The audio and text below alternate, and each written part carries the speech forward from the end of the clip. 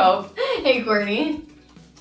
Have you ever just gotten an email and you're just like, So annoying. It'll literally ruin your day. yeah. Some of us have been writing emails for years, decades, and some probably spend most of their workday composing and sending, receiving, replying to emails. And we're emailing on behalf of GPO. So it is super important to make sure our emails are on brand and efficient. Well, rewind a little bit, because why should we care so much about what happens in emails? For many of us, emails have become like the default way we communicate with each other at work. And again, we're communicating on behalf of GPO, even if it's coworker to coworker. And for good reason. It's quick, it's easy, it's convenient. And I hope this email finds you well has been the token opening from 2019 to 2021. But here's the thing. Although email is the easiest way to communicate in a work context, it can also be intensely stressful for everyone involved. Well, even though it may be the fastest way to get things done, and yet you feel it takes up just as much time, you rarely hear of anyone complaining that they have too few unread emails. Exactly. My email etiquette rule number 1 is reducing the burden of emails as much as possible. At its simplest, this can mean cutting down on the number of emails you send and are sending them from fewer people. Reply all at your own risk. And when you do send an email, make it as quick and easy as possible for your recipient to deal with. So let's write an email together, starting with the greeting.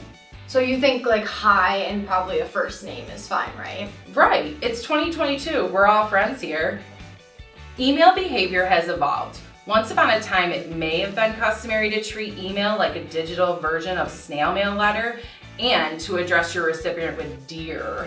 Yeah, please save the dear and using someone's title for more formal situations like a briefing or an invitation. You also don't need to keep saying hi every time you email someone on an ongoing thread, particularly if it's very active. If you're having a back and forth conversation, treat it as such. Yeah, you don't need to keep interrupting with hi, hi, hi. My rule of thumb is follow the sun.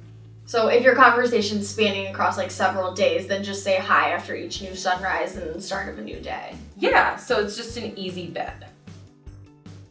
So let's get down to business and into the body of our email. First, let's revisit our rule number 1. Reducing the burden of email, reducing the stress of email. That means keep it to the point. Yeah, when it comes to email, good etiquette is not about the fancy flourishes. It's about respecting other people's time. Marilyn Mann, an American writer and podcaster, said, "Assume that everyone you're communicating with is smarter than you and cares more than you and is busier than you."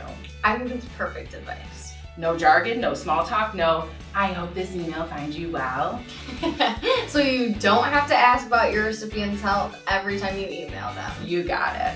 But with that said, it is possible to be too concise. There's a line between shortness crossing over to rudeness. Have you ever received an email like this? Or maybe like this.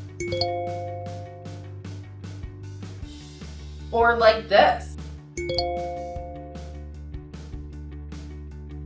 How about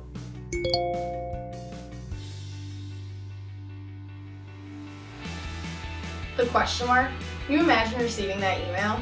in these cases, being too brief is almost certainly crossing the line into rudeness.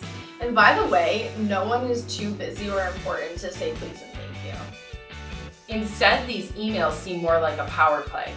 Someone who emails like this is trying to show you how busy and important they are. That's not very polite. Another problem is this lack of use of information. The email is too short and is not necessarily easy to deal with. Well, what are you supposed to do with that? As a recipient, are you expected to respond or take some sort of action because it's really not clear? When you email, to reduce the burden of your email, you should be putting in all the relevant information and make sure it's included the first time.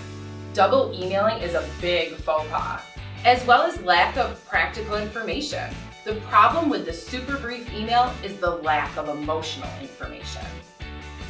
Because it's conducted by text, it's very difficult to convey emotion. Right, you don't even have the nonverbal cues that we use when we're speaking to each other in real life to communicate your intent. like facial expressions, tone, or body language. And that makes it easy for email to be misconstrued. Is that okay or will do, happy, sad, begrudging, or angry of a comment? It can be hard to tell.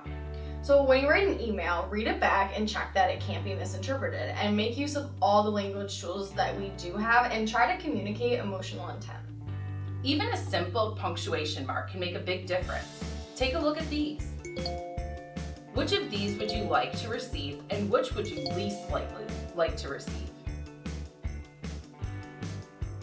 I'd most like to receive the second one. It's pretty enthusiastic of a thanks, and I would definitely least like to receive the third one. Yeah, there's something so final seeming about that full stop, isn't there? Yes. How about the one part that so many people get wrong? The sign off. I'll keep this one simple. There is a correct way to sign off on an email. It's like best wishes or thank you. Best wishes, all the best. Best is also acceptable. Anything else? Sorry, no. Yours sincerely? Too formal. Yours? Too intimate. Cheers. Okay for friends, but too casual for a professional context. BW? Tacky. Kind regards. Just a bit pompous. Those are all terrible, but my absolute least favorite email sign-off is thanks in advance. What's wrong with thanks in advance? It's presumptuous. You can't thank someone for doing something before they've agreed to it. Yeah, that's not really how gratitude works. When you say thanks in advance in an email, you're basically saying, hey, by the way, you have no choice to do this or not. So stick with thank you, best wishes, and you can't go wrong. And you do need to write it out every time. Yeah, relying on your automated signature to do it for you is the height of laziness. Plus, it won't even show up in some emails. Yeah, while we're on the subject of email signatures, actually, check yours to make sure your email signature is on brand. So we've got our email. Now a few finishing touches. The subject line, keep it simple. Summarize your email in a few key words. Don't write a full sentence because it will get chopped off. And don't try to be funny or overplay the urgent card. Well, Hope, you sound like you're on your way to create some amazing emails. Yeah, this was something to make me think about not only the messages I'm sending, but receiving. Great talk today. Thanks. Yes.